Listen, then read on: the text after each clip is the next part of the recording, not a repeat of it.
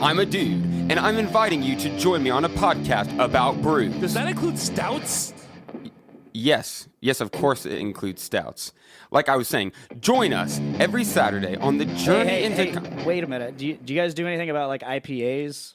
Yes, Stuff like that? yes, we do IPAs. Okay. Yes. Anyway, join us on the Journey into Comics Network for Brews with Dudes. Whoa, hey, have you guys ever... Do you care if I bring some Zima on? Yes, I care if you bring Zima. Zima doesn't count. Zima's... Dr. Dongo. Anyway, join us every Saturday for a podcast that delves into the craft brew world. The following Following. Journey into Comics. Journey into Comics. It's a journey into comics. Journey into Comics. Journey into Comics. Journey into Comics. Network. Production. Hey, this is Josh Richmond, and you are listening to the Voice of Survival podcast, exclusively on the Journey into Comics Network.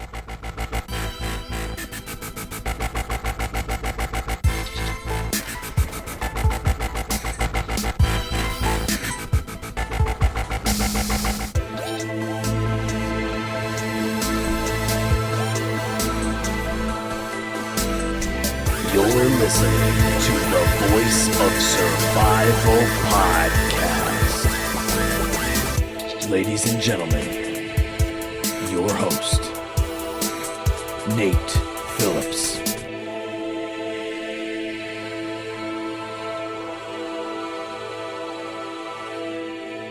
What's up, ladies and gentlemen? Welcome back to another episode of the Voice of Survival podcast. As the introduction said, I am your host, Nate, and today joining me, I have a very special guest. Super excited to have him on my show. Welcome to the Voice of Survival, Maestro Kirk Muspratt. How's it going? Hey, Nate. I just finished conducting Fledermaus. It was a wonderful experience.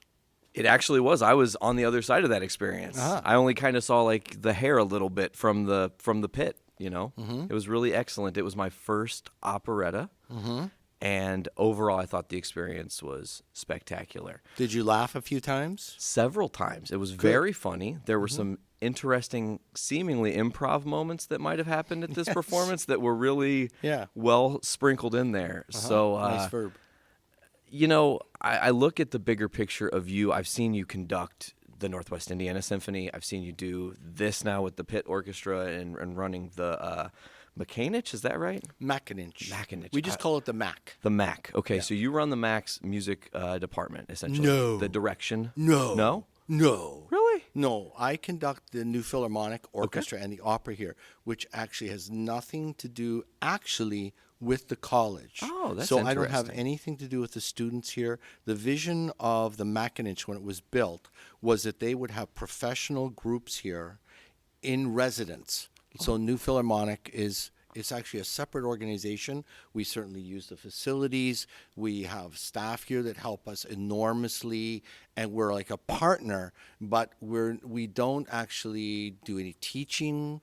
It's a resource for the community. I think that's the best way to say it, is that you can live in Downers Grove or Glen Ellen or, any place near Geneva, whatever, and you can drive here in a few minutes, park for free, get a ticket that's reasonable, not have to drive downtown for 18 hours, park for $6,000, etc., and just be here in a beautiful hall, a beautiful intimate hall with a really fine product. Absolutely. I love that you said like it's so expensive to park in Chicago. That's funny. So I've seen you do all the like kind of like your bigger things. Obviously, you're a conductor. It's your passion. But in order to understand you, I think we need to go to the start of the journey, work our way up to where we are now. So where are you from? I mean, I know the answer, but my audience obviously does not, so I'll let you answer. I was born in heaven. I was born in a place called the Crow's Nest Pass in Alberta. It's one of the 3 passes in the Rocky Mountains.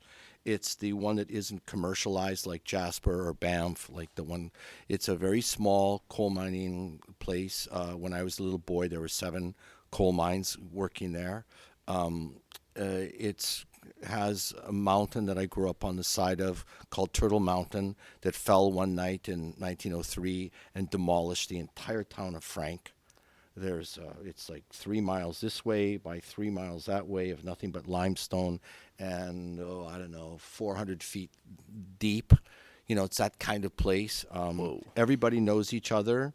On the other side of Turtle Mountain, a few years later in 1914, there were 600 people living in the village of Hillcrest, because there's just these little tiny villages that are like all cemented together around the mountains. And in the village of Hillcrest, in this morning in June, there were 600 people living in the village, and I think 168 men were killed in 15 seconds in a mine blast.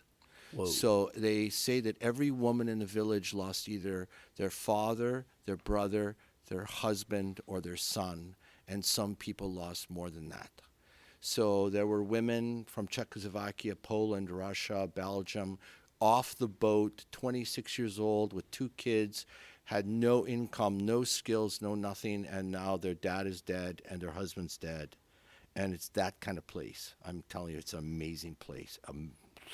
It's an amazing Rising place. From the ashes. Yeah. That's one of the things they say about the Frank Slide. But I'm just saying that because I grew up in heaven because I grew up in a place that was remote from everywhere. There was snow, hockey, music, and people being very close. Everybody went to a dance on Friday night.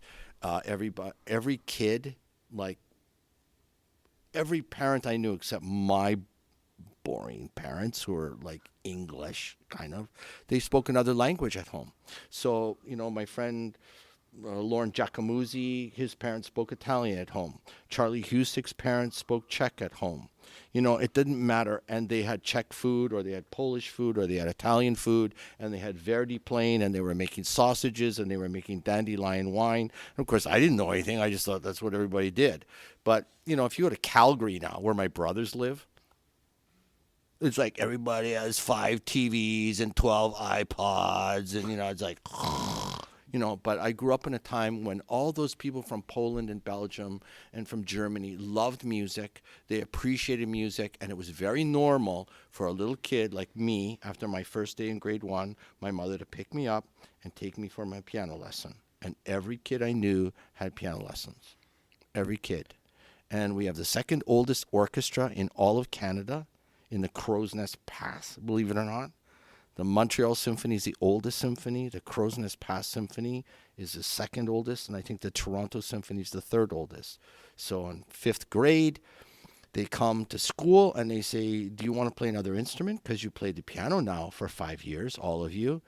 And then you go to band on Thursday night after hockey practice. And there's one adult and then a child, and one adult and a child, and one adult and a child. I have no idea how I learned to play the trombone. I have no idea. I was there in my sweaty hockey outfit. And then on Wednesday, the next year, they let you go to play an orchestra, which is on Wednesday night. And the reason you go to orchestra on Wednesday night is, first of all the ladies bake and they bring great food.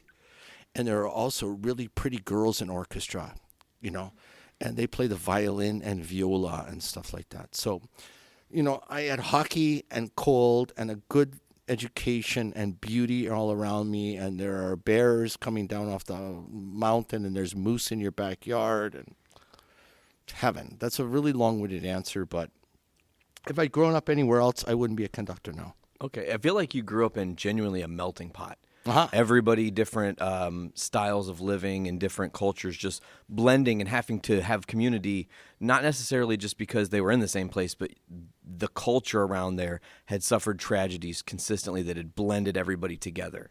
Absolutely. And I feel like it inspires people. Music is a great soother of emotions and finding a good way to get your emotions out. So I feel like it only makes sense that you would play piano. Was the trombone a little bit more of like you had to do it because you kind of got put in a situation, or were you just like, sure, let's pick it up and go? No. First of all, when I grew up in Canada, if you didn't do what your parents told you, my dad would take a stick to me in the backyard. My grandpa would take a stick to me in the backyard. He'd just look at you and you go like, okay, I'll mow the lawn. It wasn't like, well, do I get paid? Or, no. It was like you absolutely, there was a lot of respect for people and the grandparents and things like that. You just did what you were told. My parents weren't, mean or anything like that. Actually, the reason I played the trombone is I'm a complete screw up. the Calgary Symphony had come down to play in the high school one day, and I don't know, but I was very attracted to music, and I heard this guy playing a trumpet when I was in school. So I said, "Can I go to the bathroom, please?" And I walked out, and Harry Pynchon, who was the principal trumpet of the Calgary Symphony, was warming up in the gym on this silver trumpet, and I just got goosebumps. I was like, wow. Just like, wow. So they came the next year, and they asked me, like, what instrument do you want to play? And I said the trombone, because I thought this was a trombone.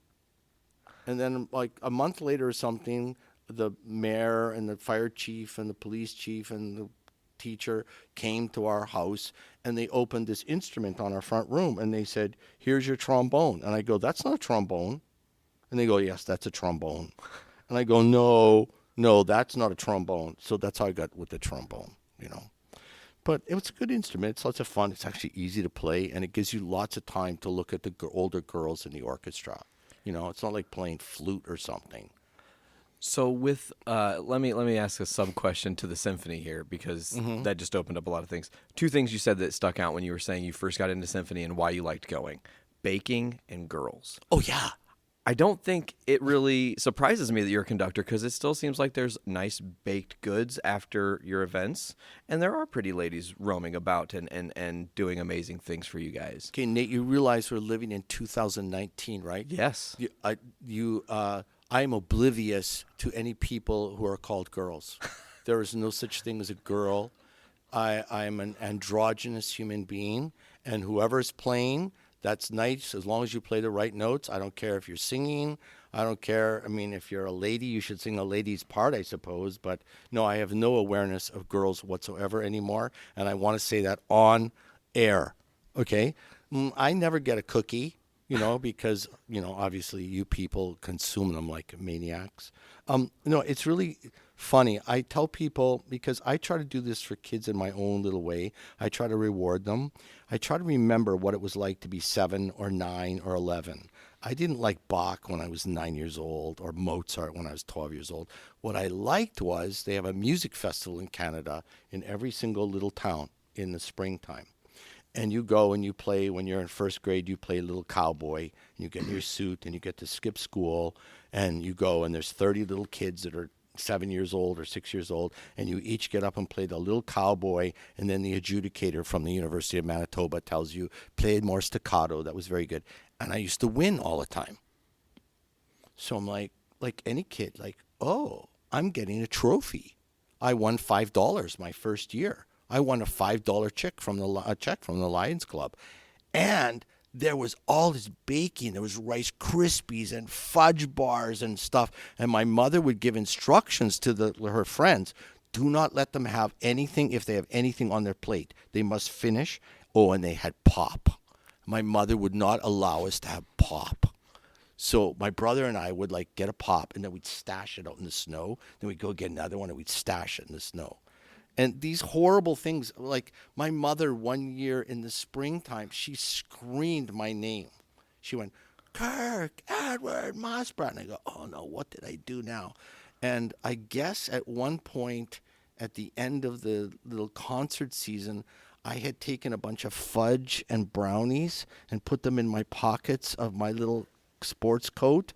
And then I had hung it up in the closet, and it had stayed there all summer. No, I guess it was in the fall when it was time to go do stuff again. And there was this green stuff growing out of everything, and it was like just a wreck. So why did I go and do this stuff? Because I was good at it. I got attention. I got to skip school. I got to eat, and I got trophies. Now all I'm like, is that note staccato? Did you play that accent? Why did you do that sforzando on the G string? It's completely different motivation. Plus I'm a boy, so I'm dumb. I mean, I don't know. It's not a very good story. Maybe I shouldn't have told that. That was a great story. I loved it. I do have a sub-question there. Now that you just guided me to the next one. You talk about conducting, and I think it's very important to note that you started as a piano player, moved to trombone. We're going to talk about more instruments that probably get picked up in the middle there somewhere along the path. You probably picked up a couple more, I would guess. Just rock and roll stuff. Okay, we're into that. We'll talk about that in a second. But I want to know, this is a question that's been eating at me. What is it like for you to essentially play people? You have to listen to an entire group of at least 100 people as one body of sound. And if one oboe is a fraction of a note off, it's chaos for you, and you hear it immediately, and you have to point it out and go, no, that's not right. We have to fix that. But what is that experience like to, I mean, in some ways it's going to sound weird to say, but you almost play God to these people. Well, you know, Sarah's sitting here in our audience. She was there taking notes for me in the rehearsal the other night. So she will tell you that I said oboe, wrong note in bar 288, or, you know, you're behind in the pizzicati in blah, blah, blah, or bass drum, you're a little bit too loud and blah, blah, blah. So the whole secret, Nate, is, number one, you have to have very good training. You have to be a good musician. Then you need experience. You need to be a fool for a long time on the podium. You need to really learn great baton technique. And then you cannot do it all at once. It takes years and a lot of time. We call it on the box. You have to just spend time on the box, learning how to listen to all of that. Because as you know, Nate, what you're doing is you're conducting ahead of the orchestra at least one beat. You're also thinking about 3 bars ahead of what's happening. Otherwise, you can't just go like that to them. And, you know, like maybe say I use the bass drum, for example. The bass drum hasn't played in 7 minutes. And if you studied your score, you know that there's a bass drum entrance. So if you just turn your head 2 bars before and you look at Andy or whoever's playing bass drum, and he's sitting there counting bars for 6 minutes, and you just look at him and you give him a little breath or a wink or something like that, then he goes, I'm in the right place, and the guy studied his score. So you have to know all of the score very, very well. You have to have studied all the parts, and it is an incredibly time-consuming thing. I often try to use the analogy, if you're Scorsese, or, you know, and you're having to do a great movie, I don't care, pick or The somebody. Departed. Yeah, Sure. yeah, The Departed. Or let's say you have the screenplay for Sophie's Choice. How do you put that together in your head? How well do you know their words and where you're going to put them on the staircase and what the lighting's going to be and what Streep's going to wear and why Kevin Klime's going to be doing this and what time of day, all of that. You have to know it inside out, so that if something goes haywire, you can fix it right away. And that score that we just did today, it's about 465 pages long. So if you don't study the oboe line all the way through it and know it, and you don't study the flute line all the way through it, and then see how they mix and what the problems are and where you're going to have to rehearse, it's an incredibly complex thing. And again, it takes training and experience. And just can I say bad words on your cast? 100%. So I call it ass time. Okay. You have to sit by yourself. And get lost in it? You have to sit there and be the most boring person in the world and just go, I'm going to study the oboe part in number 8. And then you want to kill yourself, you know. I also call it study prison. You know, I call it Kirkatraz. Okay, You know, I it's love that. It's Kirkatraz. You know, and I try to tell Ben, you know, our associate conductor, I say, Ben, you just have to go and sit down by yourself and get lonely. You know, you have to it's like being a really good stage director. If you're going to do Tom Hanks in Castaway, how do you plan that thing that takes 3 years and for him to lose all that weight and for him to have all those different looks and you know, do all of that with one person on an island and make it work and kill us all, you know, with the beauty of how do you do that as a stage director or as a director of a film?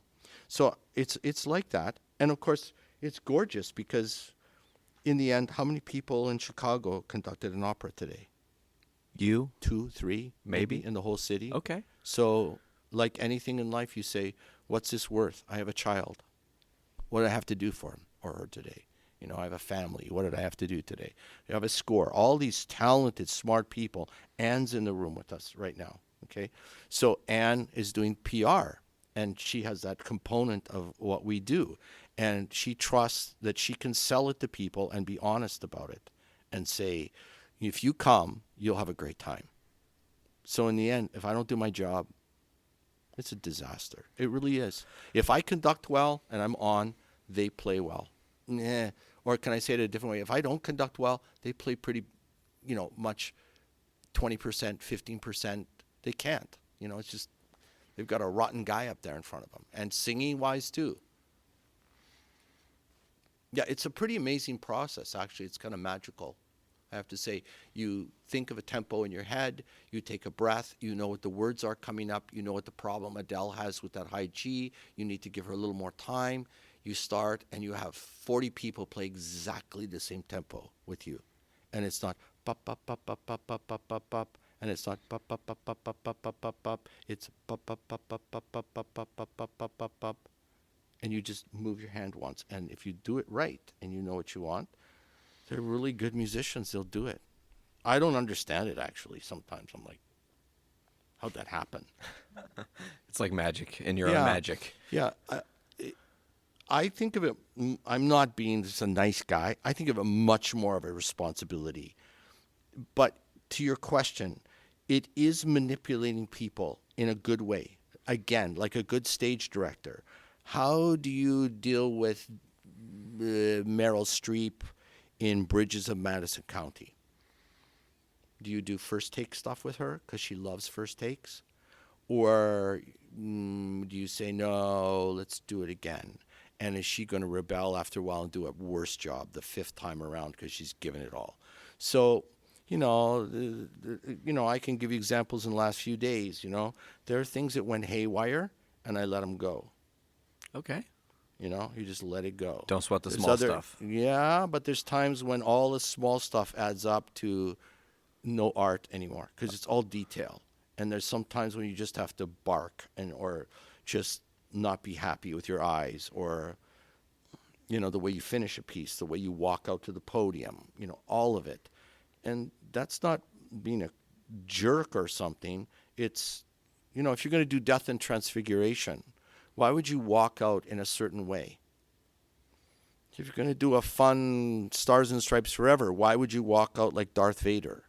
What kind of face do you have? Where are your feet? Where are your legs? How do you approach the orchestra? What's your posture? How do you hold your head? And it has to come after a while naturally to you. Awesome. So now with that, I'm going to ask another little subset from the actually, conducting everybody. Mm-hmm. Because I feel like you are a rare breed because not everybody on earth, let's just be real, can conduct people like you have and get not just a great career out of it, but you've had recognition for doing this. I mean, just as recently as 2018, I believe you won the Conductor Award from the Illinois, what is that called? The Council of Orchestras. Council of Orchestras. Yeah, it's very nice. It's very humbling and I deserve it. No, I'm just kidding. No. But I feel like you've put a lot of work in to just get to that. And I don't think everybody... Yeah, I didn't even know I'm up for it. So it's something nice that happens, and that's great. And it's wonderful. In the end, you want it because you can use it in promotional materials and market materials. Somebody from the outside has said, this guy's doing well or his orchestra's doing well. You can also go to a donor at some point and say, we're doing a good job. Would you invest in us? Would you invest in my musicians?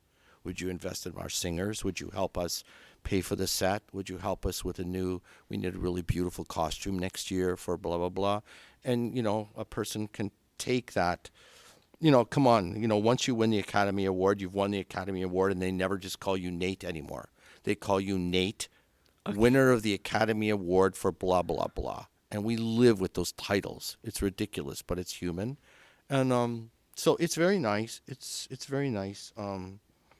It's very nice. And thank you for mentioning it. Yeah, sure. So we're going to go back into your youth a little bit more. Did growing up in Crow's Nest Pass with that wilderness around you and living in a world where it's a lot different than metropolitan Chicago, did that give you different kinds of, I guess the word would be appreciation for your surroundings now in your life because you had almost a more secluded experience growing up? You should hear me when I'm driving on the freeway.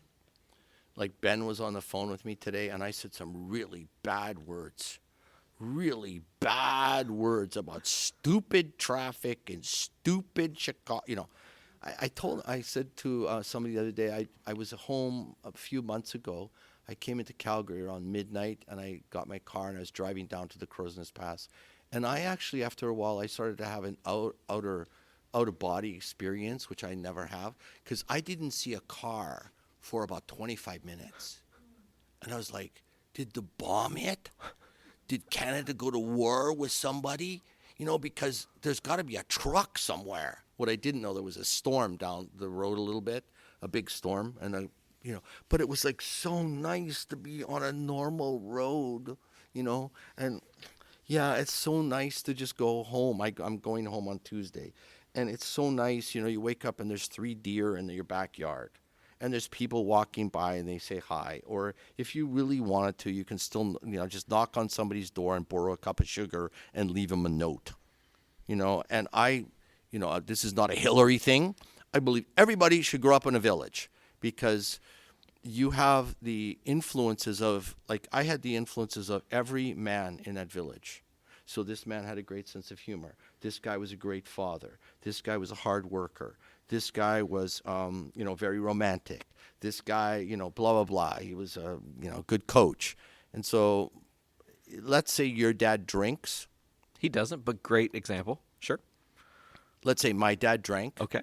And maybe my parents didn't have such a good relationship. Okay. But all the men around me that I knew by name, I knew their dog's name, I knew their cat's name, I knew all their kids' name. I had all those people sort of touching me every day.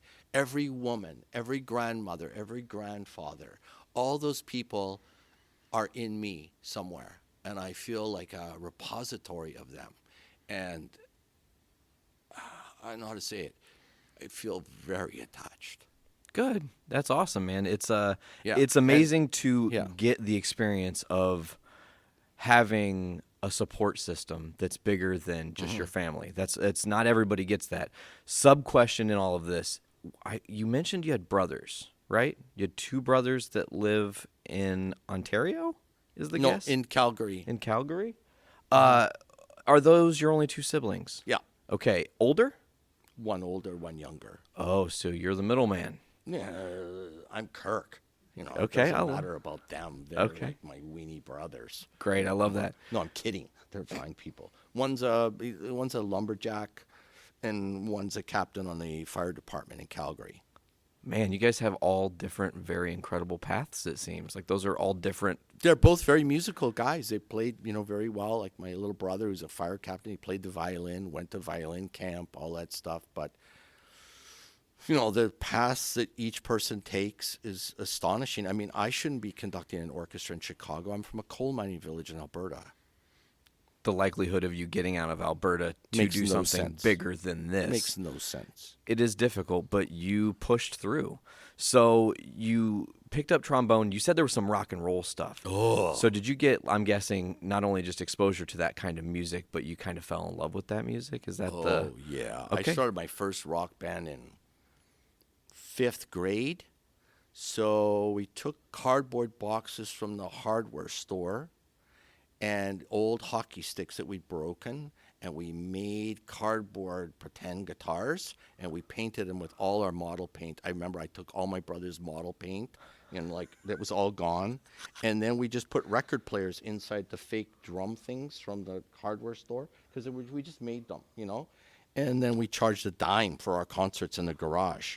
And then we were just lip syncing, of course. We had Beatles, we had Stones, and I had to be Jagger, and I had to be Lennon. I wore glasses, so I had to be Lennon. So, no, I loved the rock music, and and then I got an organ at some point. My parents, I don't know how they ever afforded it, so I was the keyboard dude, and I sang. Well, I really sang. And I had long hair down to my butt and all this kind of stuff. And I loved it. And I was with older guys all the time. Because I knew music, I could say, oh, yeah, pick a song. Okay, what's your favorite Rolling Stones song, Veronica? Okay, you have a Stones song, Sarah? Paint It Black? Paint It Black. Okay, that's got an unusual harmony to it. not very many chords. And, I see a red door and I want to paint it black. Boop, boop, boop, boop, boop. It's got, it's ascending, which is unusual. Yeah. So I could figure it out for the guys. These guys who are 20, 19 are playing, they're working in the mine, and they got a Fender, and they got a, a Stratocaster, and they've got a set of pearl drums, and they'd say, okay, Kirk, figure out the chords for us. And I tell them, oh, yeah, it's C, E flat, F minor, whatever. And then we play it, and we try to get the right sound a little bit, But I'm 13, and I'm with these 20-year-old guys who are working in the mine with Dodge Chargers and Mustangs and beer and stuff, So I loved it. Oh, and the places when I walk in the Crow's Nest Pass, and I go, we used to rehearse in there. We used to rehearse in your basement. We used to rehearse there. Remember when we were there? Oh, that place that got ripped down. We used to rehearse in there. So, yeah, it was a big part of my, and I got into lots of trouble doing that, like lots of trouble. So you became a rebel. You go ahead and have a drink. Take a second. So you I'm become not drinking. I'm drinking soda, not a drink. Thank you for clarifying. But it seems like you had an evolution of yourself through exposure to everything in Crow's Nest Paths. It's almost as if you encompass the spirit of that place, and you've brought that spirit away from Crow's Nest Pass, obviously, and kind of planted a seed here and said, this is the culture I want to grow, is unity, everybody working together, always driving towards a bigger goal, but always learning and evolving from each other. And I think that is one thing I noticed. Just it is so easy to notice. It just rubs off on people from you. Thank you. I try to keep the Crow's Nest Pass in me. I try to tell people you cannot take the Crow's Nest Pass out of me. And it is still the dirt in my blood. And I will die there someday, and I will be buried there. And I want everybody to travel there tomorrow and see what it's like, even though it's a little cold there right now.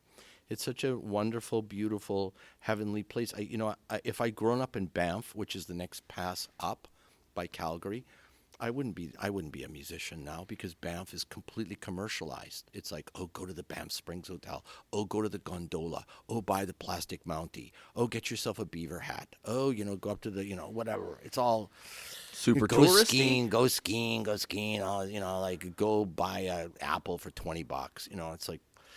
So, yeah, and I try to do it with kids. I want kids to feel comfortable. I want the audience to feel comfortable. I want them to feel connected to the musicians. I want them to feel connected to me. We're all absolutely, it doesn't matter whether you're a maestro dude or you're an oboist or you're a first-timer like you are today. Yep. Everybody's equal. Everybody's welcome. It's beautiful music. It's an equalizer for all of us, and we all need each other. I need you to come to the opera and love it and come back. Otherwise, there's no use me slashing away down there in the pit with my baton. I need you. It's like there's no one to listen. What's the point of the opera? It's the tree falling in the forest. Yes. Yep. So you talked about kids and the importance of them being brought into this in a positive manner. I think that's huge, because kids getting brought into music at an early age and seeing the good in music, right? It led you down a good path, obviously. So that's your experience. You go, okay, so let's talk about this real quick. Not everybody knows this, but you have like a bag of goodies sometimes for kids. My magic orange bag of presents. Yeah, I like it. It's was that something like you one day thought, oh, that's smart, like here's a little extra incentive to a kid when they're coming to the opera or to the symphony? Or good question. I'm not sure it evolved. I noticed like for instance, a little girl named Esther came today, and I know her mom and dad. Her dad works on the stage crew, and she came last year to the opera, and she'd asked her mom, I found out, Mommy, can you get my opera glasses out for me? Because I heard, Daddy's working at the opera. Can we go? She's 7. So I did some spy work. I found out what her favorite color, her favorite animal was. I asked her mom what kind of stuff she'd like, and I said, well, tell her I'm looking forward to seeing her again. So I want that little smart, sensitive girl to go, oh, that man, whoever he is, the guy with the suit on, he remembers me. She's in 2nd grade. I mean, her understanding of all of this is a 2nd grader. But if I point her out and I make it personal to her, then I think the experience is a little more positive for her. Plus, when the kids are a little bit smaller, I noticed that I go to say hello to them when they're 3 or 4 after summer concerts. There'd be little kids that come, and then they get all shy, which is very natural, and they hide behind their dad or their mom. So at some point, I had some stuff on me. I'm not sure what I had, or I had something in my briefcase. I had some extra glow pens or something. And maybe 15 years ago, I said, you know what? I have something in my bag for a little girl who's 4 years old. And is it okay with your mom if I just give this to your mommy for you? And all of a sudden the kid comes out and they're fine and they're smiling and everything's cool. And you break the ice and then you just say, are you 6 years old? Well, you know they're 4, and they go, no, I'm 4, And then you start talking to them for just a few seconds and then they're okay, And of course there are kids now that say, I remember coming when I was in kindergarten and now I go to,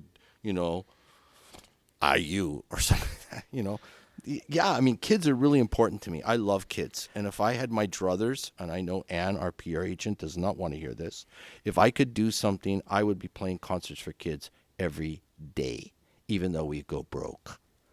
Just because it would give them such a positive push in this world, I think. Yeah, you do a concert for kids, you can play Beethoven, Tchaikovsky, von Suppe, Puccini for them. If you present it to them, you understand how old they are. Like if they're 6, you present it to them in a certain way with certain lengths at a certain time of day. If they're 13, you can do the same concert almost and present it in a different way. If they're 18, you present it to them in a different way and focus on different things in the music. But music is a God-given miracle. I mean, it's a gift to all of us, and people will love beautiful music. People will love beautiful music. You just came to an operetta today. You'd never been to an opera. The piece is 145 years old, and you enjoyed it. It was amazing. Because it's a piece of genius. Yes. So any little kid, whether it's like, oh, I'm 5 and I like Dairy Queen, that's really natural, And, oh, I'm 5 and I don't like cabbage. That's kind of natural. Also natural. If you play music for them when they're 5 years old, they'll go crazy over Beethoven, as long as you just describe it correctly to them and you pick it right. And it's again, I use the word miracle. It's just a miracle. They will react to it. And then they'll find their own music when they're 14 or 12. They'll find their own, pop, rock. They don't want to listen to what their older sisters who are in college listen to. Not necessarily. No, Lady Gaga, blah. I love Lady Gaga, by the way. But if you're 12 and your older sister's 20, you don't want to listen to her music. She's an old, boring doofus. So you'll find out, but you will listen to Tchaikovsky and be blown away by it. So, and kids are, I don't know, what's better, music or kids? Music or kids? Music or kids? Music or kids? It kind of goes hand in hand. Music really. Or kids? What's better? Because the music can enable joy in a certain way because it's meant to do that, and it's supposed to actually give you different emotions. Music is never supposed to just give you nothing, right? You shouldn't listen to a piece of music and be like, "Oh, that was great. It did nothing for me." Oh no! You should have a reaction even if you hate it. Absolutely, right? So from that. I just got thrown off track. I had a question for you, and I totally lost it. Sorry, I was doing No, it's not you. It's not you. This happens to me all the time. They can attest. Sometimes the brain just spaces the question when it's right in front of my face. It's okay. So I have a sub-question, though. Have you had a moment where, let's say it's been a humbling experience for you? You mentioned that you had, I was in kindergarten, so-and-so, and now I'm in IU. Have you had a situation where someone's been in kindergarten or little when you first met them in their life, and now they're playing music for you, or have auditioned for you even? Yeah, you happen to live in Indiana, so I can give you an example that I'm very happy about. Just an example. 14, 15 years ago, there was this little girl. She was scrawny, like maybe 9 years old. She probably weighed 5 pounds. She came in and she played the violin, and she played really well. Like, you just go, that kid's a natural on the violin. She's got a beautiful bow arm. She's really in tune. She's got a lovely sound, even though she's playing on a quarter-size violin. And she won. She was one of the winners of the competition, that I have. So a little child or a big child can come and play, for 2 minutes at intermission. at the concerts, and it's just a recognition and encouragement thing. So she was so good that I went to her mom and her teacher, and I said, you know what? She's going to be 10 next year. I think she's such a natural, and she had piano lessons. She could read music well. I think she could be in the youth orchestra. And I went to the youth orchestra director at the time, and he goes, she's only 10? Because usually the kids are 14, 15, 16, 17. She's 10. So she auditioned, and she got in, and she played in the last chair of the second violins. And I'm telling you, her legs were like I remember she was like this big. She probably, you could just blow on her, she didn't fall over. And her feet, I remember her, she was so short that her feet didn't touch the ground. She had to lean forward, she played. So she worked her way all the way through the youth orchestra and became the concertmaster. And the cool thing was that her mom said that she wasn't really sure about the violin, the little girl. She was sort of, and I said, oh, all the better. If she's with these older kids, she'll become the favorite. They'll all adopt her. They'll all, she'll become like, She's going to learn all the techniques, too, from them. And she'll watch, and she'll be turned on by the older kids, and it'll be a social experience for her. So last year, she got a job in the Dallas Symphony. Whoa. And it's a very good orchestra, and the competition for that seat in the Dallas Symphony is enormous. So maybe me saying something to somebody about blah blah, yeah, it works. It actually works. Absolutely, it works. I don't care whether a kid becomes a musician or not, but if they have the chance to play music and enjoy friends and be with nice people, and the parents get to be with other nice people, and it's something they remember. I can tell you, for all of us in the room, that play that you did in 9th grade, that's the thing you remember about 9th grade. You do not remember your chemistry class. That trip you took with the youth orchestra to Salzburg, that's what you remember about your grade 11, your summer. That band camp you went to at Blue Lake, that's what you remember. You don't remember the basketball game unless you were the star of the basketball game or something. You weren't the star of the basketball team, right? Oh, no, I was pretty good at basketball. Really? Even though I'm not exactly what you call tall. No, I was a pretty good guard, and I lived right across the street from the school. So my mom was a teacher in that school, so my mother wanted to keep an eye on us. So we would go over to the school when she's making, and we'd get basketballs out, and I would throw hoops. And I was a pretty good 3-point shooter, for a guy that's like 4'3" or something. You were a young Steve Nash before Steve Nash. Yes, and I still like playing basketball. Excellent. When I go home to the Crow's Nest Pass in the summer, there's like a court out there in the middle of the grass, and I go shoot some hoops. Excellent. So I'm you were not any good at dunking, though. Well, Sarah, don't laugh. it's crazy to think, though, somebody like, I don't know how much basketball, like history, but somebody like as short as Muggsy Bogues was an amazing No, I don't know dunker. this stuff. No. Really? No. Okay. No, I actually, the terrible thing, Nate, is I become addicted to American football. Oh. I stopped being addicted to hockey, and now all I care about, right when we're talking at the end of January in this podcast, all I care about is that the New England Patriots win the Super Bowl. I mean, next weekend, they just have to win. Tom Brady is like the king of all people, and anybody who says that 41-year-old man isn't the best player, and anybody who says he has to retire should be just shot out of a cannon. So... Get my cannon ready, I guess. Oh, no. You're kidding. You don't want the Patriots to win? I don't hate Tom Brady, and actually I'm a fan of the Patriots. The beautiful swan song story of them winning the Super Bowl after like 9/11 in 2001 going into 2002. Like, yes. History. Comebacks. Absolutely. Fourth quarter. They were down 41-3 against the Jets and ended up winning that game. Like that's a whole other podcast we could probably have. But it's interesting that you fell in love with the Patriots. Oh, Out no. of Chicago? Really? No. I mean, I guess it depends on when you moved here. I just think Tom Brady is such a hardworking guy. He has such a work ethic. He's such a fine leader. He sets an example for everybody else on that team. All the pundits say he's 41 and he has to cash it in. Well, why are they in the Super Bowl, you morons, if he's such an old guy? Hello? At 41. I think I listen to how he leads his team and how much preparation he does. And I think it's that work ethic that I like as a conductor.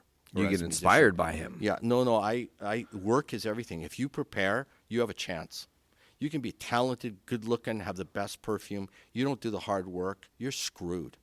I like So that. he puts in a lot of work, and he knows the game. You see him go to the line, and he knows, oh, you crazy defensive back. Why are you over there? I'm going to pick you apart right now, because he's so prepared. He is. He really. I mean, he knows And it's the a game lot better like than conducting. anybody. If you don't walk in and know the thing cold, how can you help the people or, to make better music if you don't know it cold? So, yeah, I like the Patriots. Okay. Okay. That's great. So to go back into your journey, we got to kind of like jump forward and jump back and jump forward again. There's a gap between you leaving Canada to now. We kind of need to fill in a little bit. What made you decide to move to America, or were like kind of like paths of opportunities led you here, or? That's a really long, hard question. I don't know if I can make it short. A lot of it has to do with God, and I am a very blessed person. God keeps hitting me with lightning bolts. Like I won't get anything for a long time, and all of a sudden, bang, something happens, and I go, "What did you just do to me?" And thank you very much. So let me see if I can do it quickly. I won in the festival when I was 17. I finished high school early. And when you win in a little town, you get to go to the big city, like Pincher Creek or Fort Macleod or Red Deer or Lethbridge, which has 20,000 people. And you get to compete against the big city kids. So if you can understand the crow's nest pass, Nate, my mother puts me on the Greyhound bus. She pins some money inside my jacket.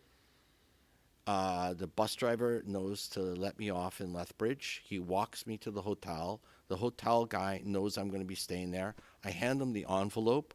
Every morning, I have a cheeseburger, French fries, and a chocolate shake for breakfast. In the afternoon, I have a cheeseburger, French fries, and a chocolate shake for lunch. All the things my mother will never let me eat. And you know what? I'm not in school, and I'm staying in a hotel. In a city, they have an escalator in Hudson's Bay, and I just ride that escalator all day long, like an escalator. Wow. So I'm in this hotel, and I'm 17, and the adjudicator from last year was there, and he lives in St. Louis, Missouri. And the really hardworking kids and the talented kids from Alberta had gone to have lessons with him at Christmas time or in the summer. And I thought, I'm going to do this. I'm going to get this guy. So I wait in the lobby of the hotel, and I wait, and I wait. I think I waited for about 6 hours. And I thought, I'm just going to get in the elevator when he gets in the elevator, and I'm going to go, oh, fancy meeting you here. Like, how do you get a role in Hollywood, right? So I waited for him, and as I got in the elevator at about 2 in the morning and was going to push the button for one of the 3 floors in the hotel, he came down the steps. And I'm telling you, I wouldn't be here today if I'd pushed the button 5 seconds earlier. Wow. He got in the elevator, and I go, oh, Mr. Zabrak, how nice to run into you. And by the time we got to the 3rd floor, I had asked him, do you think I could come and have lessons with you? And he said, talk to me. And so I talked to him. He goes, what are you going to do? I said, my mom's not going to let me go to college next year because she knows bad stuff is going to happen if I go to college. And he goes, okay, what's your mother's phone number? And he called my mother. My mother got up at 4 o'clock in the morning in a bad snowy day, drove to Lethbridge, had coffee with Mr. Zabrak, and they walked into the lobby and told me, you're going to St. Louis next year. Wow. And I went from practicing about maybe 20 minutes a day in grade 12, maybe 30 if my mother really yelled at me, to practicing 8 hours every day. No matter what. In 1 year. You were just driven on a different level because you now had a goal. Oh, yeah. Not only that, he would have just crushed me and sent me home. It was like, look. And then all the people around me in St. Louis, it was like, how can that kid play that? How can that kid play that? Because I always thought I was like the hottest. Then you go away somewhere real, like not the Crow's Nest Pass, and you go, oh my gosh. When I went to Julliard, there was this little boy there who had lessons before me. He was 12 and I was 18, and he could play like a Beethoven sonata every week from memory. His name's Ken Noda. He's now an administrator at the Met. Phenomenally gifted kid. I'd go in the bathroom with him. I want to punch him out. I'm like, you little monster. You can learn a Beethoven sonata in 1 week. I want to like take your little comb and like put it through your ear, you know. But you learn, and he's a very nice fellow, an enormously gifted guy. But you just learn, like, hey, you know what? You're not the hottest anymore. You better start working, dude. So you had to just rise to the level of the cream of the crop. You make your way, 18 years old, on a plane trip to America for the first time. You're here in a new land and a new experience, and I'm guessing it shapes you even further in your journey. And you picked up things, again, that tribe building the person. You pick up a little bit of the American things to kind of take home after this first trip, maybe? I would say, I say this to people if they like someone like Ben. If you ask me, I learned everything I know about music from my piano teachers. I mean, when you play Bach and Mozart and Haydn and Chopin and Scriabin and Rachmaninoff and stuff, I learned everything that I use musically in my head now from my wonderful, amazing piano teachers. I learned how to conduct from my conducting teachers, but I can't, and it's very important to know how to conduct, but I can't say I ever learned anything about music per se. So it was my piano teachers. And then the next year I went to Julliard in New York. And of course I was freaked out when I went to New York. I mean, just, I didn't know anything. I was like in New York City from the Crow's Nest Pass. Fish out of water. Oh, fish out of water. Like my uncle who lived in, where's the place where they did the big rock show, the famous rock show in the 70s? Woodstock? He lived in Woodstock. So I got to Woodstock. My uncle drives me down into New York City on an August Sunday afternoon in late August. I'm in my corduroy pants, my nice long sleeve wool shirt, with $500 in my pocket that my mother put in there. And he dropped me off on the steps of Lincoln Center. And he said these words, "Go get 'em." I had no place to stay. I did not know a person. And I'm sitting with my 2 suitcases and my $500 on the steps of Lincoln Center in the biggest, scariest city in the world. I'd never met a gay person. I'd never met a black person. I had met only one Jewish person before. And I'm like, what is going on here? And of course, Julliard is just like full of talent. So I went down they said, oh, there's a nice man down there. He's an African-American man. I've never met an African-American man before, but I'm just going to go. He's driving a cab. Do you know a nice place to stay that's not too cheap? And he goes, go to the YMCA. It's 3 blocks from here on 65th and Central Park West. I knew what YMCA is, right? I know what YMCA is. Yeah. It's Young Men's Christian Association. They have one in Lethbridge. You can learn basket weaving and play basketball there, right? So when you say I learned things in America, yes, I learned that there are guns here. I learned that there's racism here. I learned that there's different things, and then the Crow's Nest Pass. And, of course, there's lots of wonderful things. I mean, I got my education in America. And I lived in 2 great cities, Philly and New York, and what you can learn in those 2 cities about music. I mean, those are some historical places for music and the evolution of music in this country. Yep. What schools did you go to in America? Went to Julliard for a year, and then I transferred to Temple because my teacher got a chance to be a visiting professor at Temple and take 5 students with a full scholarship to Temple. Oh, and you were like, lightning again, here we go. Full scholarship. Yes, Temple. And, of course, the only temple I knew was Mormon Temple because we lived near Cardston in Alberta. And I thought, this is going to be great, a nice Mormon school in this place called the City of Brotherly Love. I know this is going to be a lovely little, school, and I'm going to get free tuition. And, of course, I end up in North Philly in a school with 40,000 people. That's not got anything to do with Mormon people. It's like, it's got to do with football and dorms and beer and architecture, and which was great, because I was with a melange of people, and I really loved being in a real dorm with normal people and, having English classes and sociology classes and, not just harmony all day long. Yeah, you actually learned the deeper parts of us, this side of the country. Yeah. What has that been like for you? And I want you to talk further on this because you obviously stayed. Mm-hmm. You do have a residence in Canada still. I do now. Are you a dual resident of both countries? I am. I'm an American citizen now. That's amazing. Congratulations. How long have you been an official American citizen? About 4 years, and you think 5 years?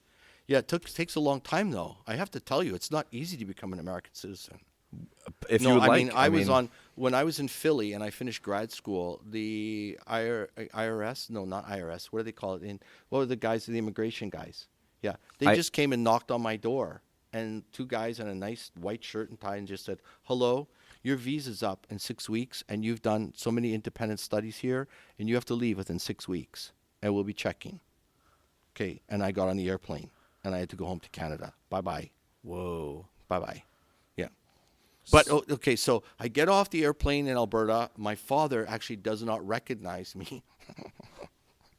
I walk up to him and I go, "Hello, Dad," and he looks at me like, and I hear him telling a story to his wife. I saw this guy coming down the escalator, and I thought, what a disgusting pile of rabble. And it was Kirk coming up to me in this coat with these weird things, his hair all over, and this long beard. And so I went home to Alberta. I lived in my father's basement. And the next day I went downtown to the CN Tower, and the director of culture was a man that I knew, and from summer camps. And I walked in, I knocked, I made an appointment, and I said, "Could you help me, please? I'm trying to be a conductor here. I've got to live in Edmonton for at least a year. Can you help me?" And he picked up the phone, and he called some guy in a place called Grand Prairie, which is about 6 hours north of Edmonton. He goes, "Are you still having auditions for conductors tomorrow?" What? This is what I mean. Tomorrow. And I went that morning after I got off the plane. Okay?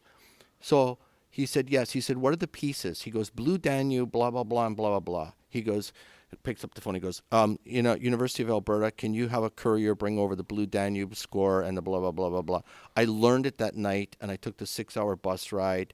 I went to Grand Prairie. They have a very small orchestra. It's a northern lumber oil town, sort of. They had one cello, one viola, 3 saxophones, no, double bass, 5 flutes in the orchestra. I won the job.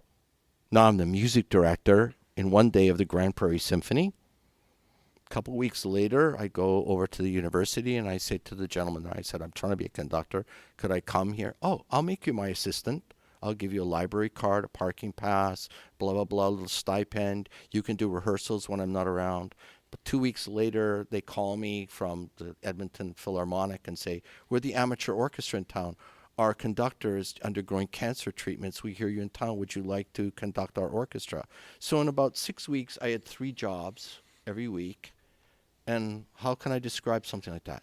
That's got nothing to do with me. Just fate and timing and destiny and being. Yeah, no, it's you get smiled on, and then you have hard times, and you get smiled on, and you have hard times. But it's just like, I don't know what to call it. I call it lightning. Like God goes, "Okay, send Kirk down to the CN Tower. They'll have auditions tomorrow. He'll win the audition." Don't know how to describe that.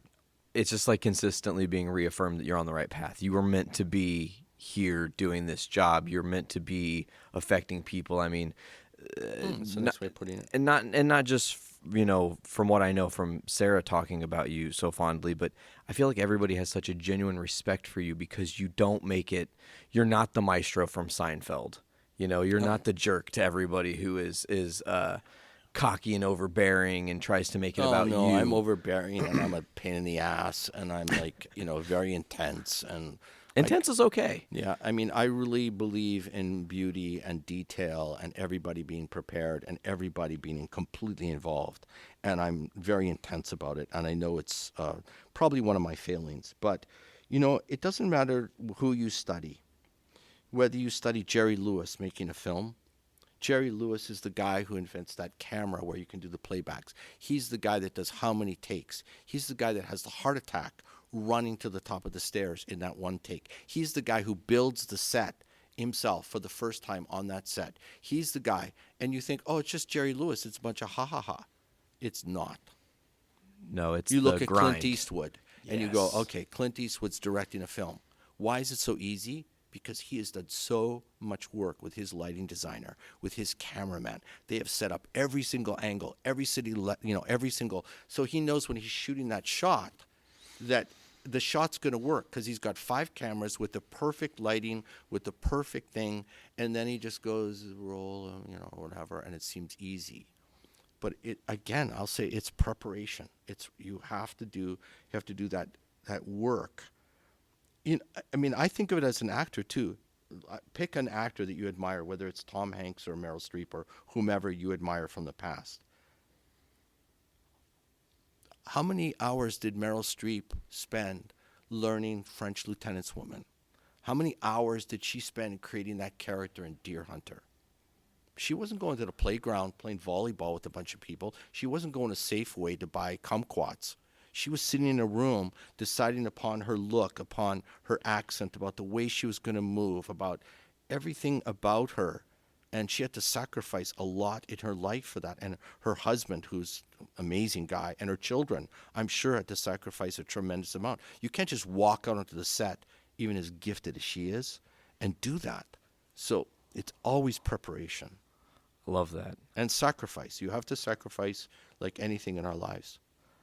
So are we almost at a spot where we probably need to be stopping? I know when Anne stands up, that's danger. Okay. I'm just checking. Okay, so we'll tie this in because I feel like we're close. Edmonton Orchestra, you're conducting.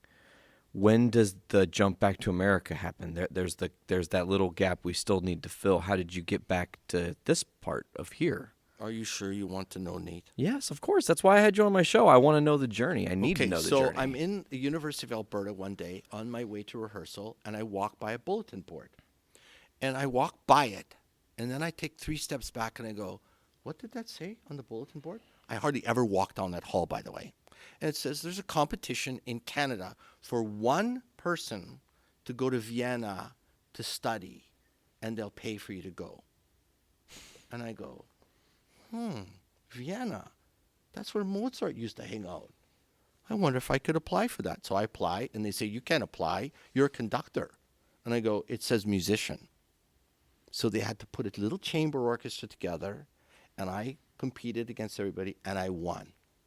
Now I'm on the airplane going to Vienna. I don't speak a word of German. I don't even know Guten Tag.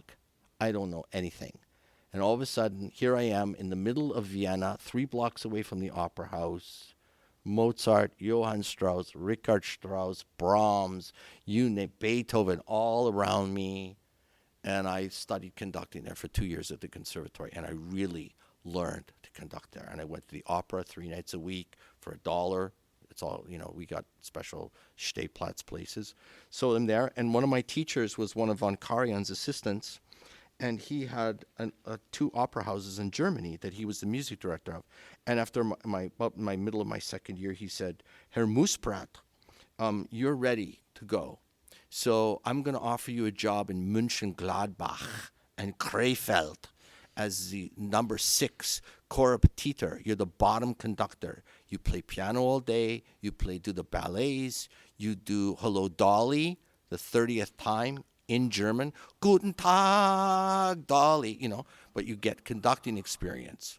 And you're working in a German opera house, which is the way all the old conductors, whether it's Schulte or, all of them learned this way in the old days. So now I'm in Mönchengladbach, Germany. I still hardly speak German, and I'm playing piano for like these insane ballerinas all day, and I'm conducting Guten Tag, Dolly, and after a while they let you have a Mozart opera, an easier Mozart opera, about the 30th time they've done it, so everybody knows it inside out, but you're in the pit conducting in Germany. Then I go to Aspen, and I'm one of the fellows at Aspen, and the conducting teacher comes to me after I've been there for a couple days, and he goes, Kirk, you have more conducting experience than anybody. This gentleman who's supposed to conduct the big student concert tomorrow, he can't do it. He is a Vietnam vet, and he's having flashbacks because there are so many Asian players in the orchestra. The students are in the orchestra, like the really great hot students from Julliard and stuff. And he goes, he's having flashbacks. He just had a meltdown. Can you conduct a concert tomorrow? And, of course, what do I say? Yes. Duh. So I stayed up all night. I learned the music. kind of. I conducted the concert, and after the concert, which I should not have been conducting, a lady came up to me after the concert, and she poked me in the chest and went, "Where do you work?" And I told her, "You be polite to everybody, of course." And do you know, so I said, "I work in Mönchengladbach. Do you know Walter Plante?" I go, "Yeah, he's one of the tenors." "Do you know Herr Schmidt?" I go, "Yeah, he's the chorus director." And I go, "Oh, this lady's an agent or something." You know, she's an agent. And she goes, and da-da-da-da-da-da-da-da. And I thought, okay, that's nice. It was Leonard Slatkin's mother. And she was there with 4 or 5 people from the LA Phil that afternoon. She called Leonard Slatkin and said, "Leonard, you're looking for an assistant conductor. I just saw this kid at Aspen. He's really good." I go back to Mönchengladbach. I don't know anything about this. And the phone rings at 2 in the morning. "Hello, I'm Joan Brachetti, the general manager of the St. Louis Symphony. I play a lot of jokes on people." And I think, sure. You know, I mean, I didn't say sure, but it's 2 o'clock in the morning. I'm going, "Yes, hello." And I think she has the wrong number or something. And she goes, "Could you come and audition here in 2 months for the assistant conductor job?" I'm like, huh?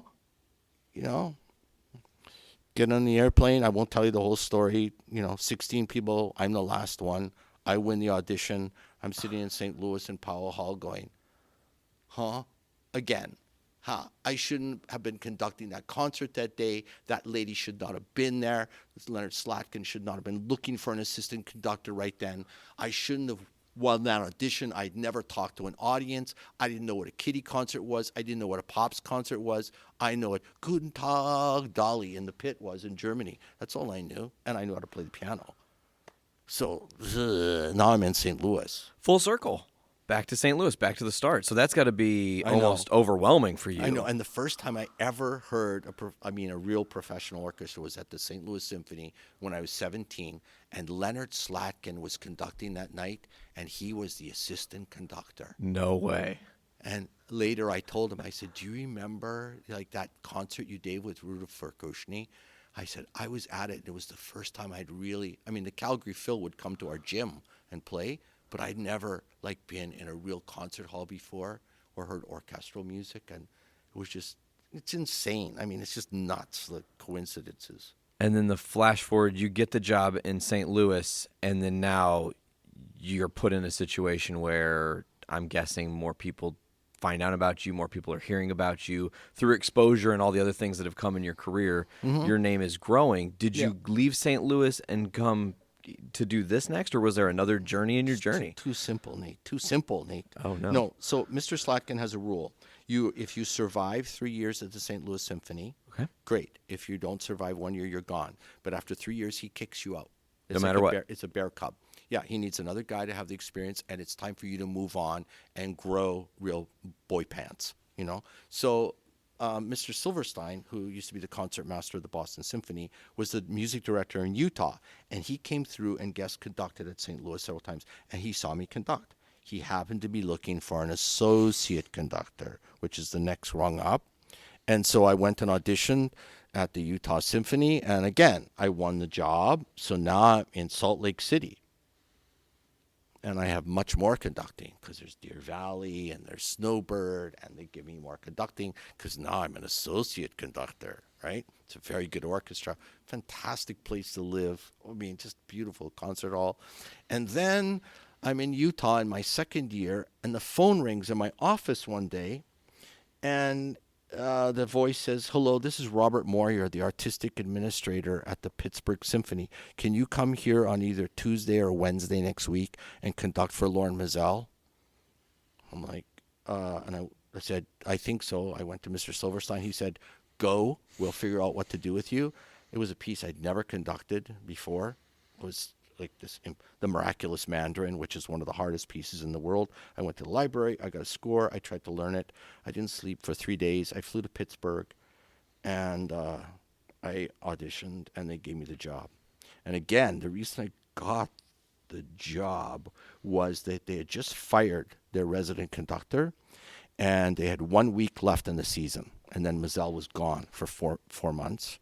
And the artistic administrator said, "Who could we look for to come and do an audition?" And David Zinman, who is the conductor of the Baltimore Symphony, was standing in the office. And he said, "What about Muspratt?" He did a good job. If he hadn't said my name, I wouldn't have the audition. If he hadn't been standing there, he would have never picked up the phone and called me. So I won that, and now I'm at the Pittsburgh Symphony with one of the most famous conductors in the world, and I don't remember the 5 years, actually, of my life. It's just a blur, because I just worked from 9 o'clock in the morning till 11 o'clock at night. Nonstop. It's great, fantastic experience. I mean, but I don't remember any of it. I just remember walking to the hall and walking back to I live 2 blocks away. And then somebody called me in Pittsburgh one day when I was finished my job there and said, do you want to come to Northwest Indiana, audition for the Northwest Indiana Symphony? And I thought, I wonder where Indiana is. I know it's over there by Ohio somewhere, but my American geography still, if you say is South Carolina next to, Louisiana or something, I go, yeah, maybe, but if you ask me about Saskatchewan, I'm really good with Saskatchewan or Manitoba. So, it's just, I don't know how to describe that kind of luck. I just don't. So it's, phenomenal. So I'm guessing you leave Pittsburgh to do the audition here, and you just blew the doors away, obviously. No, actually, I got here, and they told me there's no way you can win this job because they had a 2-year search, and I was in the 2nd year of the search, and during the 1st year, they'd already picked somebody. What? And they said, we'll just pay you your fee. You don't have to come. And I go, no way. You paid me to conduct a concert. I'm coming to conduct a concert, right? You paid me. They gave me the money. I'm coming to conduct. I'm a conductor. So I came and conducted. And the next year, they fired that guy. And the orchestra liked me. So, again, just weird, just wacko. Who knows what's going to happen this afternoon on my way home? I'll win the lottery or something. Who knows? So then picking up the Mac, since you are in the area, they're looking, I'm guessing, for somebody, and you just go, I can do them both? Michelle, our concertmaster, came to me and said, I play concertmaster at this other orchestra. And I'm like, where's Glen Ellen? I'm just barely figured out Indiana at that point. And so I came up, and they had 5 candidates and lots of interviews and, all sorts of stuff. And I was lucky again to win the audition.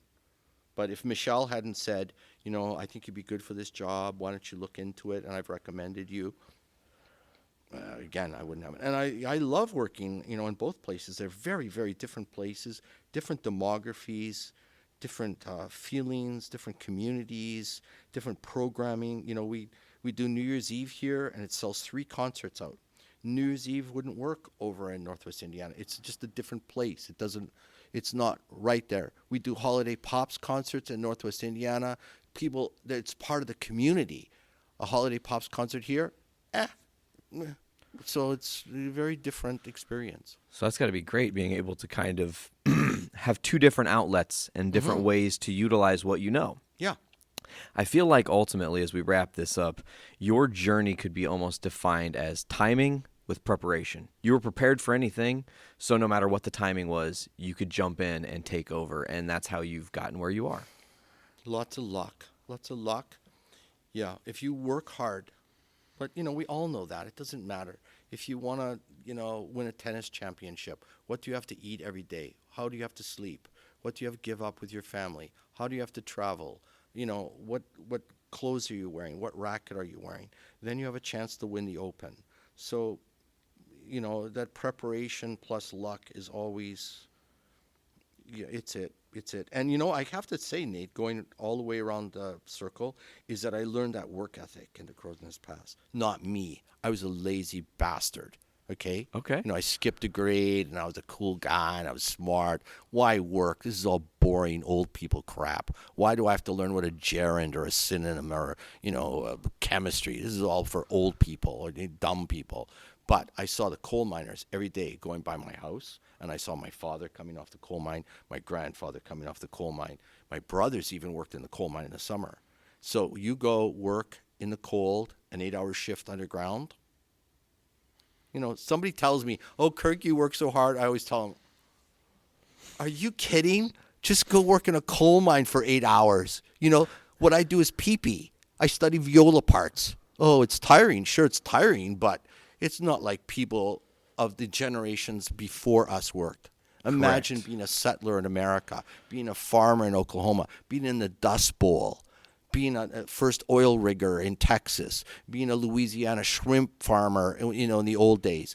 Those people worked. We don't work anymore. Yeah, those were pioneers of everything, essentially. No, we ordered food on Peapod or something. You know, I mean, we don't. DoorDash or Grubhub. Yes. Something like that, yeah. Interesting to note. One last thing. I do have one final question in the Crow's Nest Pass thing that I think it would be remiss without asking. You said that your brothers and father and grandfather and everybody worked in the coal mines. Does that fill your youth with some sort of almost never-ending anxiety because of the history of Crow's Nest Pass? Knowing, or it was not Crow's Nest Pass. It was Frank that had the situation. Frank was completely covered. Like only I think 3 people survived it out of the whole town. Whoa. Hillcrest, 1/4 of the town was killed in one day. I'm not sure I understand that's the only question I haven't understood so far. Anxiety? I guess I'm just saying, growing up knowing that at any point your family could just get boom, or your town could just get wiped off the map with nothing, because it's almost, well, the history you grew up with, knowing these stories of where around you grew up. So did that fill you with like I don't want my brothers to die in a coal mine or something? Wow, what an interesting question. I never thought. No, I think I was too naive and too just.